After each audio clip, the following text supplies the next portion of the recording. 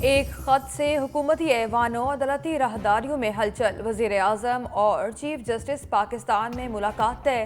شہباز شریف اپنی قانونی ٹیم کے ہمراہ آج ملاقات کریں گے۔ اسلام آباد ہائی کورٹ کے 6 ججز کی طرف سے لکھے گئے خط پر بات چیت ہوگی۔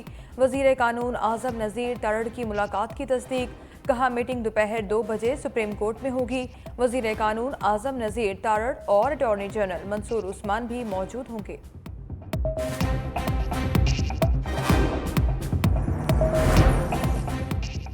ججز کے خط پر بڑی عدالت کی بڑی بیٹھک، چیف جسٹس پاکستان قاضی فائز عیسیٰ کی زیر صدارت فل کورٹ اجلاس۔ عدالت عظمیٰ کے تمام ججز کی شرکت، ججز کے خط اور اس کے بعد پیدا ہونے والی صورتحال کی آئینی اور قانونی حیثیت پر غور۔ ججز نے خط پر اپنے رائے کا اظہار کیا۔ سپریم کورٹ کا فل کورٹ اجلاس آج دوبارہ ہوگا۔ چیف جسٹس کی اٹارنی جنرل منصور عثمان سے بھی مشاورت۔ میڈیا سے گفتگو میں اٹارنی جنرل نے کہا، ججز کے خط کا معاملہ سنجیدہ ہے جس کی تحقیقات ہونی چاہیے۔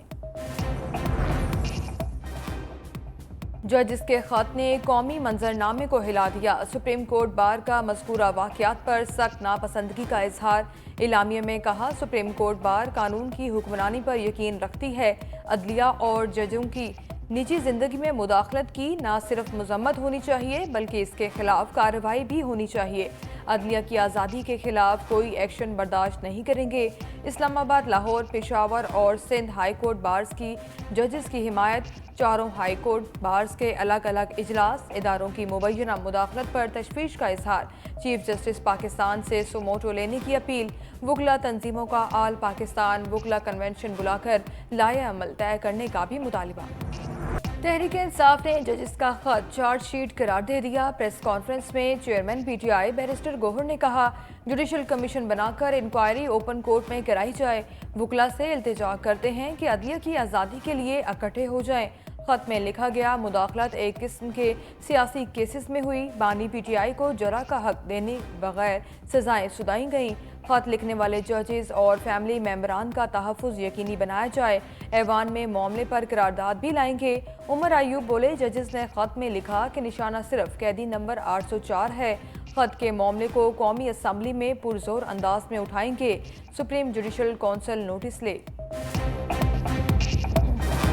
6 ججز کے خط نے عدلیہ کو دوراہے پر کھڑا کر دیا۔ مستقبل میں آئین اور قانون کی عملداری ہوگی یا ماضی کی طرح پھر نظریہ ضرورت غلبہ پائے گا؟ قانونی ماہرین نے ججز خط کے مندرجات انتہائی تشویشناک قرار دے دیے۔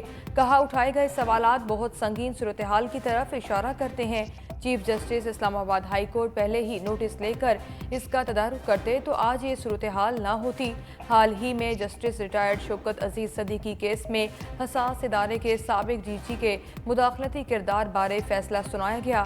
عدالت نے لگائے گئے الزامات کی تحقیقات نہیں کرائیں۔ قومی قیادت کا بشام حملے پر دہشت گردوں کو سخت پیغام۔ وزیر اعظم کی زیر صدارت اعلیٰ سطح کا ہنگامی اجلاس۔ وفاقی وزراء، آرمی چیف، وزرائے اعلیٰ، چیف سیکریٹریز اور آئی جیز کی شرکت۔ ترقیاتی منصوبے پر کام کرنے والے معصوم شہریوں پر ہونے والے گھناؤنے حملے پر تبادلہ خیال۔ وزیر اعظم نے کہا، وحشیانہ فعل کے مرتکب افراد کو جلد انصاف کے کٹہرے میں لایا جائے گا۔ پاکستان کے دشمنوں نے ترقی کو روکنے کے لیے دہشت گردی کو اعلیٰ کار بنایا۔ مقصد روحانی بھائیوں کے درمیان بد اعتمادی پیدا کرنا ہے۔ ریاست کے تمام وسائل کو بروئے کار لاتے ہوئے مکمل مشترکہ تحقیقات کی ہدایت۔ شرکا کا دہشت گردی کے مکمل خاتمے کے عزم کا اظہار۔ سپہ سالار کی ملک دشمنوں کو وارننگ۔ اجلاس میں گفتگو کرتے ہوئے کہا، عوام اور مہمانوں پر بری نظر ڈالنے والوں سے آخری دم تک لڑیں گے۔ پاکستان کے دشمنوں نے ایک بار پھر ریاست اور پاکستانی عوام کی لچک اور حوصلہ کو کم سمجھا۔ پاکستان کی خوشحالی میں کردار ادا کرنے والے ہر غیر ملکی اور خصوصاً چینی شہریوں کی حفاظت میں کوئی کسر نہیں چھوڑیں گے۔ دہشت گردی کا پوری طاقت سے مقابلہ کریں گے۔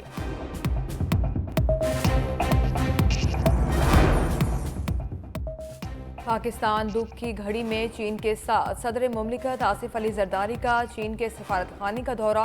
چینی سفیر सिंध ने इस्तकबाल किया। सदर मुमलिकत का बशाम दहशतगर्द हमले में चीनी शहरियों की हलाकत पर हुकूमत और आवाम की जानिब से ताज़ियत का इजहार। कहा, पाकिस्तानी कौम चीनी आवाम के गम में बराबर की शरीक है। दुश्मन ये कबूल नहीं कर सकते कि पाक चीन दो तरफा ताल्लुकात मज़ीद मजबूत हो रहे हैं। बेईमाना फेल में मुलव्विस मुजरिमों को पकड़ कर इंसाफ के कटहरे में लाया जाएगा।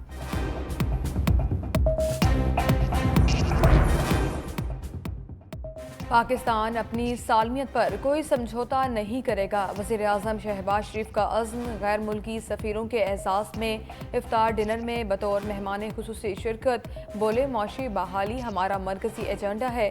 तमाम ममालिक के साथ दोस्ताना ताल्लुकात चाहते हैं। गज़ा पर सलामती कौंसिल की हालिया करारदाद का खैर मकदम करते हैं। जंग बंदी की करारदाद पर फौरी अमल दरामद होना चाहिए।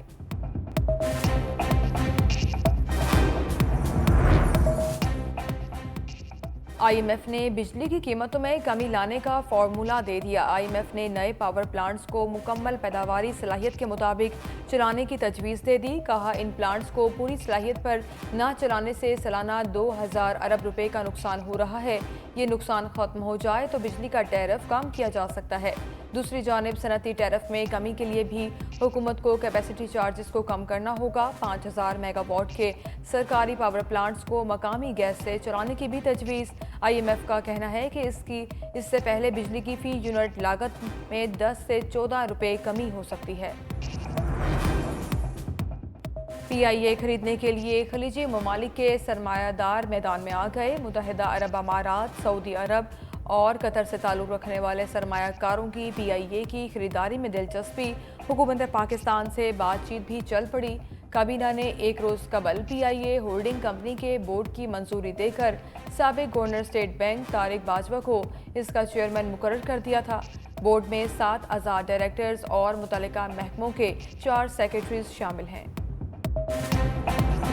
मौलाना आ रहा है जमीयत उलमा इस्लाम का ज़िमनी इंतखाबात के बाइकआउट का ऐलान। कहा, 25 अप्रैल को बलूचिस्तान से तहरीक का आगाज़ करेंगे। जब अवाम सड़कों पर आएंगे तो हुकूमत खुद ब खुद गिर जाएगी। तहरीक की बजाय पार्लियामेंट के अंदर से तब्दीली की हिकमत अमली गलत साबित हुई। जिन इदारों ने इलेक्शन को खेल बना रखा है उनके खिलाफ एहतजाज कर रहे हैं। तहरीक इंसाफ का हमसे कोई राब्ता नहीं।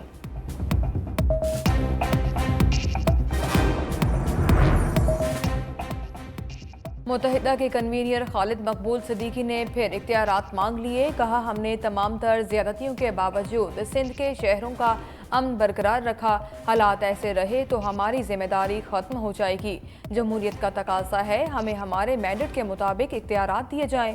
अब कोई 10 साल तक हमारी जगह नहीं ले सकता। फ़िलहाल गवर्नर सिंध कहीं नहीं जा रहे।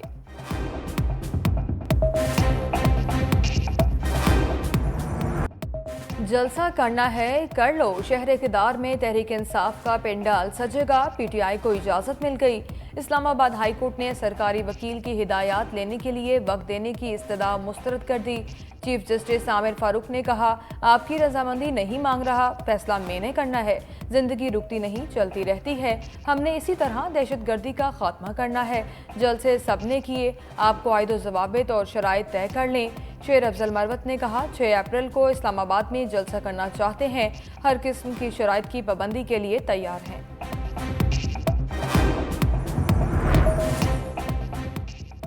ऐवान बाला के इंतखाब में दौड़ से पहले ही जीत। पंजाब में सेनेट की 7 जनरल नशिस्तों पर उम्मीदवार बिला मुकाबला कामयाब। नून लीग ने 5, अपोजिशन ने 2 नशिस्तें हासिल की। वज़ीर दाखिला मोहसिन नकवी भी फतह के मैदान में दाखिल। नून लीग के परवेज़ रशीद, नासिर महमूद, अहद चीमा और तलाल चौधरी कामयाब। अपोजिशन के राजा नासिर अब्बास और हामिद खान एडवोकेट भी सेनेटर बन गए। बलूचिस्तान से भी सेनेट की 11 नशिस्तों पर उम्मीदवार बिला मुकाबला कामयाब। साबिक वज़ीर आज़म अनवारुल हक काकड़ बतौर आज़ाद उम्मीदवार सेनेटर बन गए। पीपल्स पार्टी के 3 उम्मीदवार बिला मुकाबला सेनेटर मुंतखब। नून लीग और जमीयत उलमा इस्लाम के 2-2, नेशनल पार्टी का 1 उम्मीदवार कामयाब। ख़वातीन की नशिस्तों पर पीपल्स पार्टी की हुस्ना बीबी, नून लीग की राहत जमाली सेनेटर मुंतखब।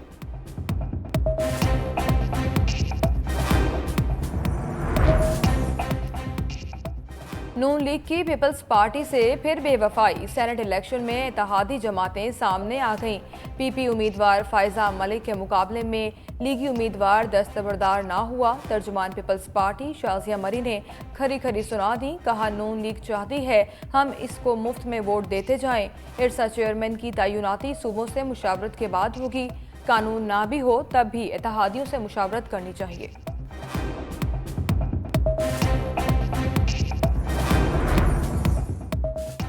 सीनियर वजीर सिंध शर्जील इनाम मेमन की हिदायत पर मनशियात फरोशों के खिलाफ एक्शन। सखर में एक्साइज पुलिस का छापा, 15 किलोग्राम मनशियात बरामद। शर्जील मेमन का सिविक सेंटर कराची में एक्साइज दफ्तर का दौरा, गाड़ियों की रजिस्ट्रेशन और दीगर उमूर पर तफसीली मालूमात ली।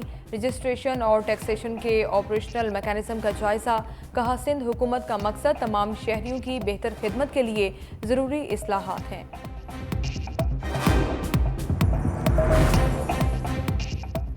इस्लामाबाद हाई कोर्ट के साइफर केस में साजिश पर सवालात। जस्टिस मियां गुल हसन औरंगजेब ने इस्तफसार किया कि साजिश से क्या मुराद है। पहली प्रेस रिलीज में तो साजिश का जिक्र ही नहीं था। सलमान सफदर ने इंकशाफ किया, जिस तारीख को साइफर वापस न करने का मुकदमा दर्ज हुआ उस दिन तक दीगर 7 लोगों ने भी साइफर वापस नहीं किया था। मुकदमा सिर्फ वानी तहरीक इंसाफ और शाह महमूद कुरैशी पर दर्ज हुआ।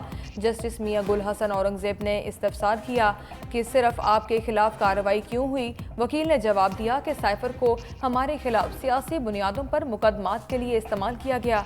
अदालत एडवोकेट जनरल इस्लामाबाद की गैर हाजिरी पर बरहम। केस पर मजीद समाअत आज होगी। पंजाब का ऐवान बना फिर मछली बाजार। अपोजिशन अरकान बानी पीटीआई के बैनर्स ले आए। रिहा करने का भी मुतालबा। इजलास देर से शुरू होने पर हज़ब इख्तिलाफ की तनकीद। अपोजिशन लीडर मलिक अहमद खान भी 6 जजेस के खत पर जुडिशल कमीशन बनाने का मुतालबा करेंगे। कहा, जजेस का एक मौक़िफ़ सामने आया, उसकी तहकीकात कराई जाए। पीटीआई के गिरफ्तार रहनुमाओं के प्रोटेक्शन ऑर्डर्स जारी करने का भी मुतालबा।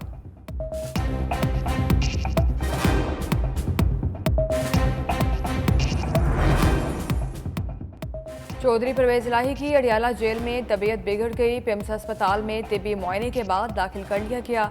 सदर पीटीआई का सीटी स्कैन और एमआरआई। पसलियों में फ्रैक्चर, सर, कमर और आंख पर जख्म। इमराज़ कल्ब समेत दीगर बीमारियां भी लाहक। गैर कानूनी भर्ती केस में दरख्वास्त जमानत खारिज कर दी गई।